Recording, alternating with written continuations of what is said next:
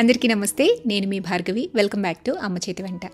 ఈరోజు వీడియోలో దొండకాయతో ఒక రుచికరమైన ఫ్రై రెసిపీని చూపించాలనుకుంటున్నాను. చాలా టేస్టీగా ఉంటుందండి. ఇందులోకి ఎస్పెషల్గా మనం యూజ్ చేసే కారం అనమాట, అప్పటికప్పుడు గ్రైండ్ చేసిన కారాన్ని వాడతాము. దాంతో ఈ దొండకాయ ఫ్రైకి మంచి రుచి వచ్చేస్తుంది.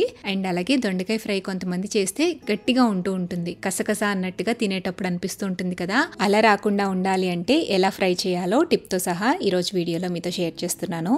మరి ఎంతో రుచికరంగా అన్నంలో కలుపుకోవడానికి వీలుగా ఉండే ఈ దొండకాయ ఫ్రైని ఎలా చేసుకోవాలో చూసేద్దాం. ముందుగా దీనికోసం 300 గ్రాముల నుంచి 400 గ్రాముల దాకా దొండకాయలు తీసుకోవాలి. దొండకాయల్ని మీకు నచ్చిన సైజులో, నచ్చిన షేప్లో చిన్న చిన్న ముక్కల కింద కట్ చేసుకోండి. నెక్స్ట్ ఒక గిన్నెలోకి నీళ్లు తీసుకోండి. అందులో కొద్దిగా పసుపు అలాగే ఉప్పు కూడా వేసుకోండి.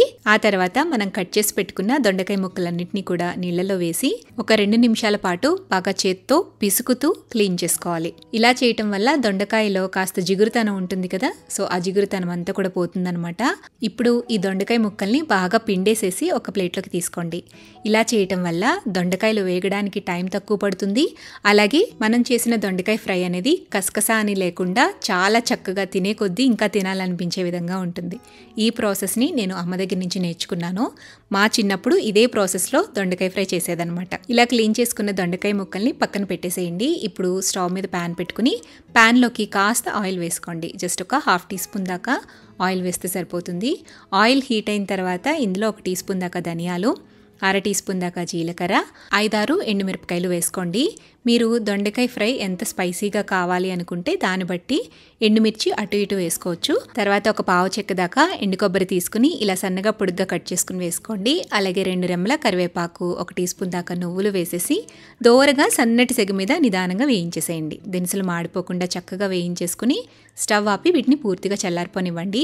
చల్లారిన తర్వాత వీటన్నిటిని కూడా మిక్సీ జార్లోకి వేసుకోవాలి. నెక్స్ట్ ఇందులోకి 5-6 వెల్లుల్లిపాయలు వేసుకోండి. పొట్టుతో సహా వేసేసుకోవచ్చు. అలాగే రుచికి సరిపడా ఉప్పు, పావు టీ స్పూన్ దాకా పసుపు కూడా వేసేసి వీటన్నిటిని మెత్తగా గ్రైండ్ చేసుకోండి. ఇదిగోండి, ఇలా చక్కగా గ్రైండ్ చేసేసుకున్న తర్వాత ఈ పొడిని పక్కన పెట్టేసుకోవాలి. ఇప్పుడు నెక్స్ట్ స్టవ్ మీద పాన్ పెట్టేసుకొని ప్యాన్లోకి 2 లేదా 3 టేబుల్ స్పూన్ల దాకా ఆయిల్ వేసేసుకోండి. ఆయిల్ హీట్ అయిన తర్వాత 2 టేబుల్ స్పూన్ల దాకా తాలింపు గింజలు వేసుకోవాలి. తాలింపుని కాస్త వేయించండి. కొద్దిగా తాలింపు వేగిన తర్వాత 2 రెమ్మల కరివేపాకు, 2-3 ఎండుమిర్చి తుంచుకుని వేసుకోండి. ఇందులోనే కాస్త ఇంగువ వేసేసేయండి. అలాగే 1 కప్పు దాకా సన్నగా కట్ చేసి పెట్టుకున్న ఉల్లి తరుగు వేసేసుకొని బాగా ఫ్రై చేయాలి. ఉల్లిపాయలు మంచి గోల్డెన్ షేడ్ వచ్చేంత వరకు ఫ్రై చేసుకోండి. ఇందులో కొద్దిగా ఉప్పు వేస్తే కనుక ఉల్లిపాయలు త్వరగా మగ్గిపోతాయి.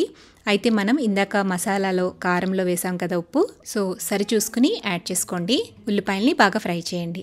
ఉల్లిపాయలు ఈ విధంగా మగ్గిన తర్వాత ఇందులోకి మనం కట్ చేసుకుని క్లీన్ చేసుకుని పక్కన పెట్టుకున్న దొండకాయ ముక్కలన్నింటినీ కూడా వేసేసేయాలి. ఇప్పుడు ఈ దొండకాయ ముక్కల్ని బాగా మగ్గించాలన్నమాట. మంటని లో ఫ్లేమ్లో పెట్టుకుని మూత పెట్టుకుంటూ మధ్య మధ్యలో కదుపుకుంటూ దొండకాయ ముక్కలు చక్కగా వేగేంత వరకు బాగా ఫ్రై చేయండి. కనీసం ఒక 10-15 నిమిషాల పాటు దొండకాయ ముక్కల్ని బాగా వేయించుకున్న తర్వాత ఇందులోకి మనం గ్రైండ్ చేసుకుని పక్కన పెట్టుకున్న పొడిని వేసేసేయాలి. అంతా ఒకసారి కలుపుకుని టేస్ట్ చూసుకుని సాల్ట్ని అడ్జస్ట్ చేసుకోండి. మళ్ళీ ఒకసారి బాగా కలిపేసేసి మూత పెట్టి ఒక 2 నిమిషాల పాటు లో ఫ్లేమ్లో కుక్ చేయండి. సో మనకి దొండకాయ ఫ్రై అయితే రెడీ అయిపోయింది. దించే ముందుగా సన్నగా కట్ చేసి పెట్టుకున్న కొత్తిమీర వేసేసి స్టవ్ ఆపి పక్కకి దించేసుకుని సర్వ్ చేసుకోవడమే, అంతే. చాలా రుచికరంగా ఉండే దొండకాయ వేపుడు పర్ఫెక్ట్గా రెడీ అయిపోయింది. రసం సాంబార్తో సర్వ్ చేసుకోకపోయినా ఒట్టిగా అన్నంలోకి కలుపుకోవడానికి కూడా చాలా వీలుగా ఉంటుందన్నమాట. నెక్స్ట్ టైం మీరు దొండకాయ ఫ్రై ట్రై చేయాలంటే ఈ విధంగా ఒకసారి ట్రై చేయండి. మళ్ళీ మళ్ళీ చేసుకుని తింటారు, అంత బాగుంటుంది. సో ఈ ఫ్రై రెసిపీని మీరు కూడా ఇంట్లో ట్రై చేశాక మీ ఫీడ్బ్యాక్ని నాతో షేర్ చేయడం మర్చిపోవద్దు. వీడియో నచ్చితే లైక్ చేయండి, మీ ఫ్రెండ్స్కి రిలేటివ్స్కి షేర్ చేయండి. మరిన్ని టేస్టీ సింపుల్ క్విక్ రెసిపీస్ కోసం అమ్మ చేతి వంట ఛానల్ని సబ్స్క్రైబ్ చేయండి.